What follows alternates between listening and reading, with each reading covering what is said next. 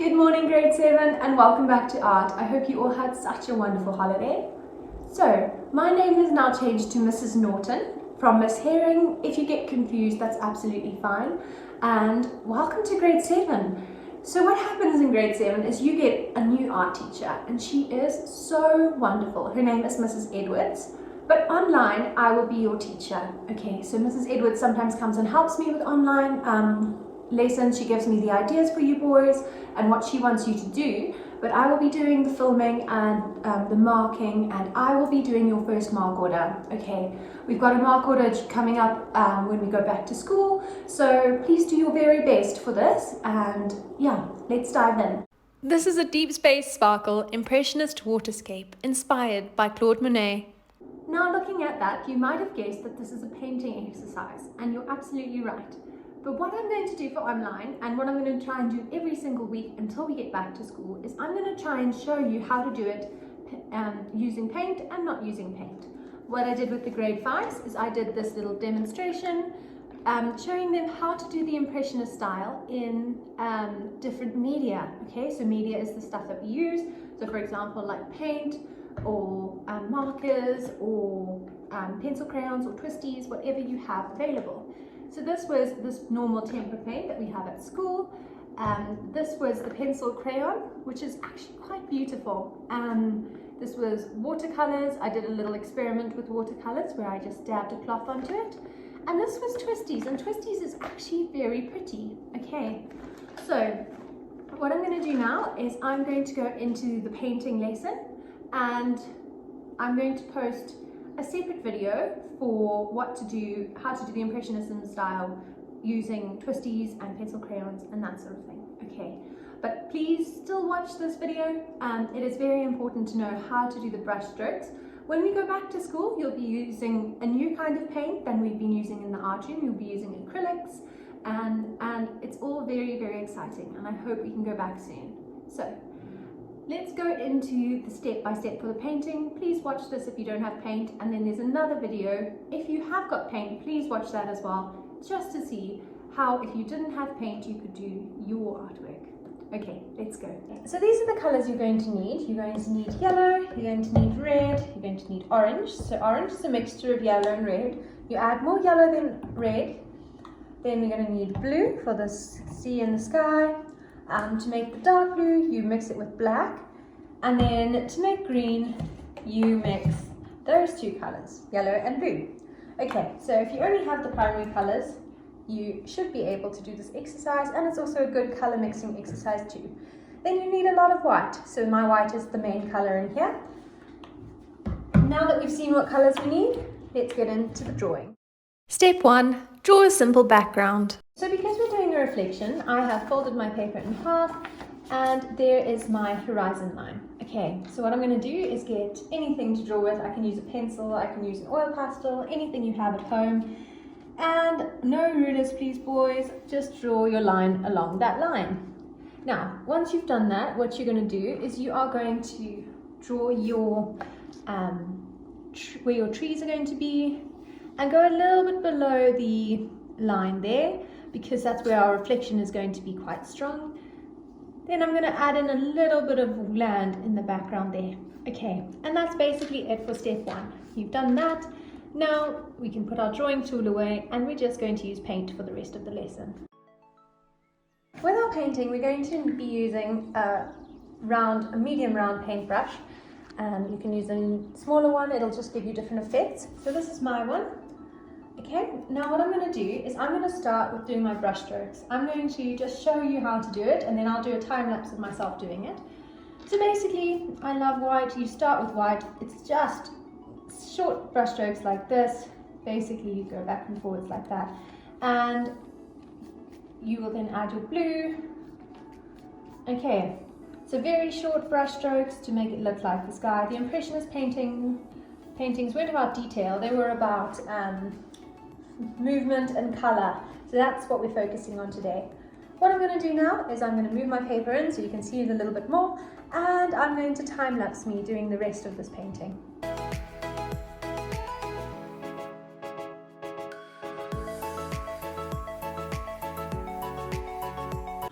Okay, so you can see all the broad brush strokes, you can see all the blues coming through, nice.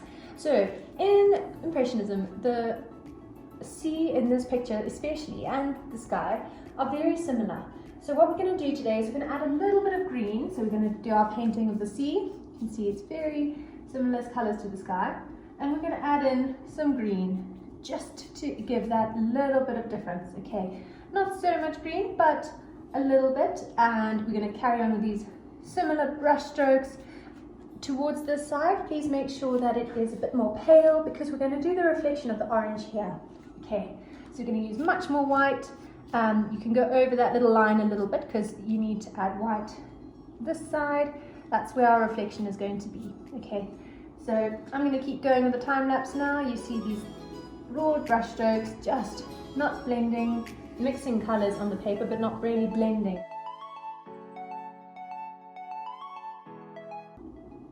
Okay, so I've done my sea now and I've done my sky. Once the sky has dried a bit, I'm going to add in some clouds. Okay, but for now it's still a bit wet, so we'll do that a little bit later, maybe towards the end.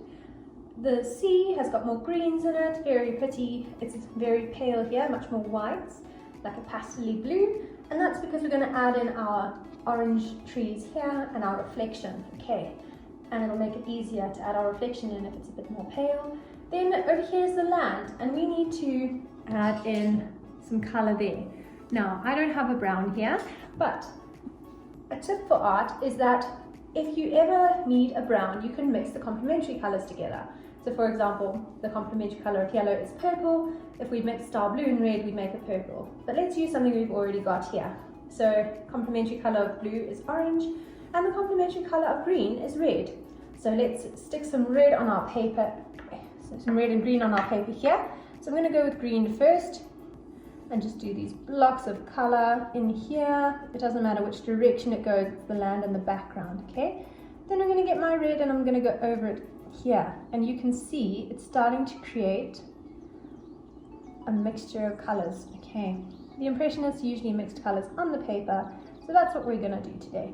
If you feel more comfortable and you would like to get your own brown before you start, you're welcome to just mix it in your palette. So you get your green, and you get your red, and you make your brown. Okay, that's absolutely fine as well. I'm happy either way. Time to do our trees. So our direction of our waves goes horizontally, which means it goes from side to side. I'll just put my palette down. So you can see it goes that way. I've painted this way the entire way to show movement, okay? And that's what I want you to do as well. Then our trees go down. Okay, so they're going to be vertical lines as opposed to horizontal lines. Okay, so maybe let me start with a few little lines here to help us. Okay, so our trees, we're going to have orange and they're going to go vertically. Okay, vertical means upwards, so like this, just upwards. Doesn't matter if it goes over that side. Okay, so we're just showing leaves. It looks like autumn. And now what I'm going to do is I'm going to finish this off in a time lapse.